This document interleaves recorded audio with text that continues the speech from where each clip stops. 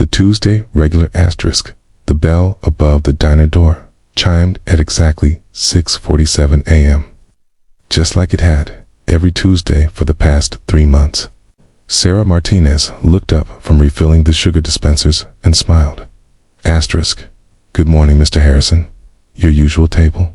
Asterisk. The elderly man shuffled in, his worn coat patched at the elbows, his shoes scuffed but clean. If it's not too much trouble, dear. Asterisk. Never. Sarah grabbed a menu, though they both knew he wouldn't need it. Black coffee, oatmeal with brown sugar, wheat toast.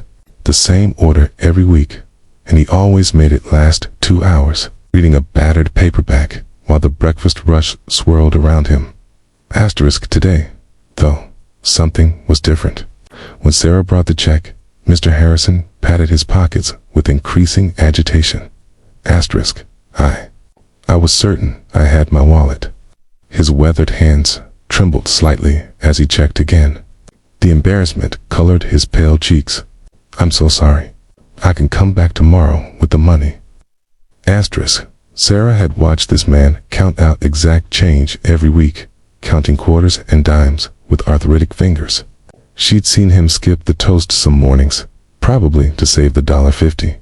The breakfast total was $8.47, Mr. Harrison. It's on me today. She smiled and waved away his protests. You've been coming here for months. Let me do this. Couldn't possibly, I insist. Besides, it's slow this morning. That was a lie. Tuesday mornings were never slow. You enjoy your book. Asterisk. His eyes misted. You're very kind, young lady. Your parents raised you right. Asterisk. Sarah thought of her mother, working 2 jobs to put Sarah through community college before she died. She did her best. Asterisk. The following Tuesday, Mr. Harrison's table sat empty, and the Tuesday after that. By the 3rd week, Sarah found herself watching the door, worried. Had something happened to him? He'd seemed frail. She asked the other regulars. But no one knew anything about the quiet old man who read paperback novels and made his coffee last an hour. Asterisk. A month passed. Sarah was wiping down tables after the lunch rush when a woman in an immaculate business suit entered, looking decidedly out of place among the vinyl booths and laminate counters. Asterisk. Are you Sarah Martinez? Asterisk. Sarah straightened, suddenly conscious of the coffee stain on her apron. Yes. Asterisk. I'm Jennifer Chin, attorney for the Harrison estate. Could we speak privately? Asterisk. Sarah's heart sank. Estate. That meant Mr. Harrison had died. Of course. Let me tell my manager. Asterisk. They sat in the corner booth. Ms. Chen pulled documents from her leather briefcase with practiced efficiency. Ms. Martinez, were you acquainted with William Harrison? Asterisk. The man who came in on Tuesdays. Yes. Is he? Did he pass away? Asterisk. 3 weeks ago. Peacefully, in his sleep. Ms. Chen's expression softened. Mr. Harrison left very specific instructions regarding you. Sarah's brow furrowed. I don't understand. I barely knew him. Asterisk. That's not how he saw it. Ms. Chen slid a folder across the table. William Harrison was the founder of Harrison Technologies. When he sold the company in 2015, the transaction made him a billionaire. He spent his final years living simply, trying to understand how ordinary people navigated the world he'd forgotten during his decades of wealth. Asterisk. Sarah's hands trembled as she opened the folder. The numbers didn't make sense at first. Asterisk. He's leaving you $500,000. Miss Chen said quietly, along with a letter. Asterisk. The diner tilted. Sarah gripped the table. That's impossible. I bought him an $8 breakfast. Asterisk. Please, read the letter. Asterisk. With shaking hands, Sarah unfolded the handwritten note. Asterisk. Asterisk. Dear Sarah. Asterisk. Asterisk. For 3 months, I came to your diner, pretending to be poor, trying to see how people would treat a man with nothing. Most ignored me. Some were rude. You were kind, every single time. Asterisk. Asterisk. That last morning, I left my wallet at home deliberately. I wanted to see what would happen. You've paid for a stranger's breakfast without hesitation.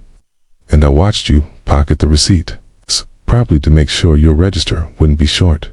Asterisk, asterisk, asterisk. You have no idea what your small act of kindness meant. In my years of wealth, I've been surrounded by people who wanted something. You wanted nothing except to make sure an old man had a warm meal. Asterisk, asterisk, asterisk. I've left instructions for this money to be held in trust. It must be used for your education. I learned you're studying nursing at community college, working full-time to afford it. No one should have to choose between rent and their dreams. Asterisk, asterisk. The world needs more nurses. More importantly, it needs more people like you. Asterisk, asterisk, asterisk. With gratitude and respect. Asterisk, asterisk, asterisk. William Harrison. Asterisk, asterisk. Sarah couldn't stop the tears. Miss Chen pushed a box of tissues across the table. Asterisk. There's more. The attorney said gently.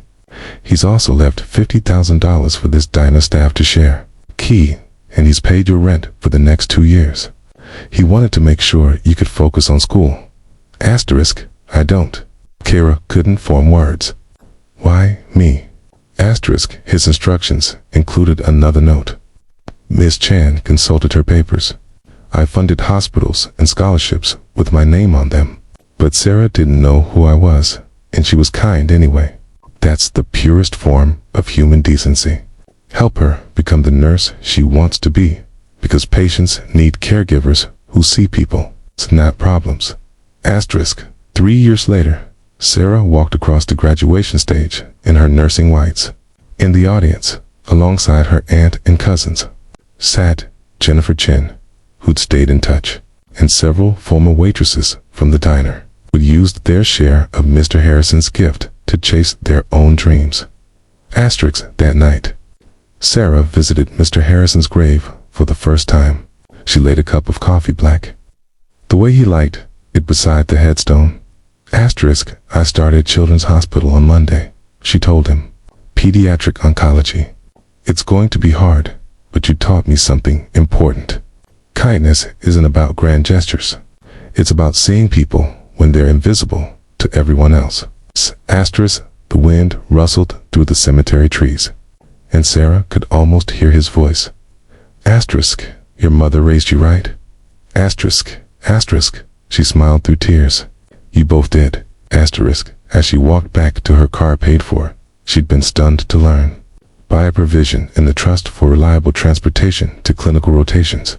Sarah thought about the $8.47 breakfast that changed her life. Asterisk. She'd spent her whole life believing kindness was its own reward. And it was. But sometimes, when you least expected it, the universe noticed. And sometimes, the quiet old man reading a paperback in the corner booth was watching too, remembering what it meant to be human. Asterisk. The next morning, Sarah bought coffee for the homeless man outside the hospital, not because she expected anything in return, but because Mr. Harrison had taught her the most important lesson. Wealth isn't measured in bank accounts, but in the moments when we choose to see each other's humanity. Asterisk. And that was worth more than all the money in the world.